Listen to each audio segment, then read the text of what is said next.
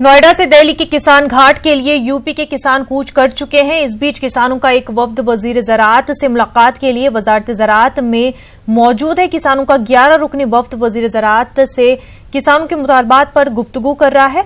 गन्ने की कीमतों की अदम अदायगी, बिजली की शरहों में इजाफा समेत मुख्तलिफ मांगों को लेकर किसान एहतजाज कर रहे हैं। किसानों को दिल्ली में दाखिल होने से रोकने के लिए दिल्ली यूपी सरहद पर सिक्योरिटी के सख्त बंदोबस्त किए गए हैं। हमारे साथ हमारे नुमाइंदे शक्ति इस वक्त जुड़ चुके हैं। शक्ति, आपसे जानना चाहेंगे, किसान एहतजाज कर रहे हैं और अब किसानों का एक वफ्द जो है वजीर ज़राअत से मुलाकात कर रहा है, क्या कुछ अपडेट आपको मिल पा रहे हैं?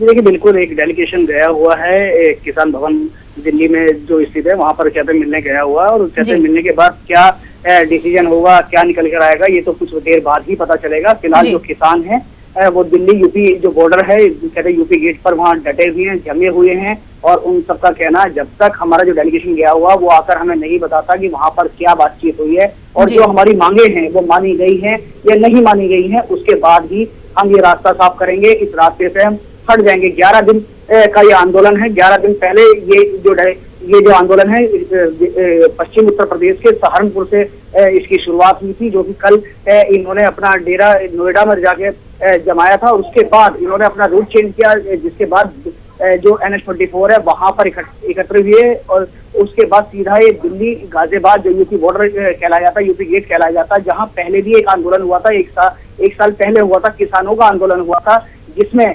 फायरिंग भी हुई थी, जिसमें किसानों को रोकने के लिए आंसू गैस के गोले भी चलाए गए थे।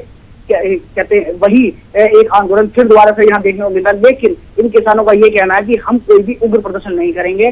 दिल्ली पुलिस ने बैरिकेडिंग की हुई है। दिल्ली पुलिस का कहना है कि हम बिल्कुल भी इन लोगों को यहाँ से आगे नहीं जाने देंगे, क्योंकि अगर ये इतनी भारी संख्या में है, अगर दिल्ली में जाते हैं तो दिल्ली में जो कानून व्यवस्था है वो अरेस्ट हो जाएगी और जिसके कारण हम इन लोगों को आगे नहीं जाने देंगे। तो वहीं किसानों का भी कहना है कि हम शांतिपूर्ण तरीके से जाने की कोशिश करेंगे और कहते हैं हमें रोकते हैं तो हम यहीं पर धरना देंगे, चाहे वो धरना कितना भी लंबा चले, कितना समय लगेगा, ये तो आने वाला वक्त ही बताएगा कि जो डेलीगेशन है वो संतुष्ट होकर आता है या संतुष्ट होकर नहीं आता, ये तो कुछ देर बाद ही पता चल पाएगा। जी बिल्कुल शक्ति, और कई सारे एहतजाजी जो है किसान जो है वो भूख हड़ताल पर भी बैठे हुए हैं।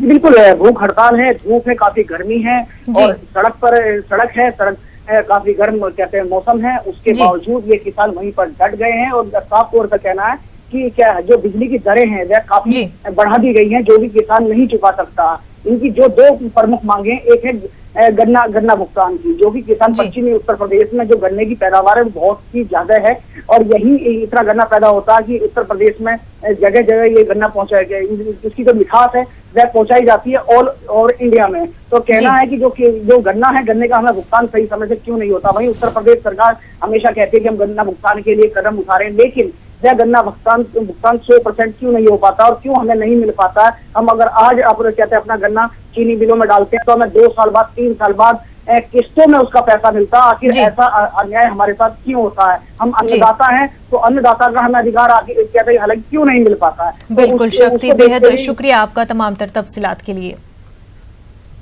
आगे बढ़ते हैं। बिहार के बीता में एक घर में धमाका हुआ है जिसमें एक शख्स हलाक जबकि 4 जख्मी हुए हैं। जख्मियों को अस्पताल मुंतकिल कर दिया गया है। जराये के मुताबिक बम बनाने के दौरान ये धमाका हुआ। धमाके के नतीजे में मकान के परखच्चे उड़ गए हैं। पुलिस मौके पर पहुंच गई है।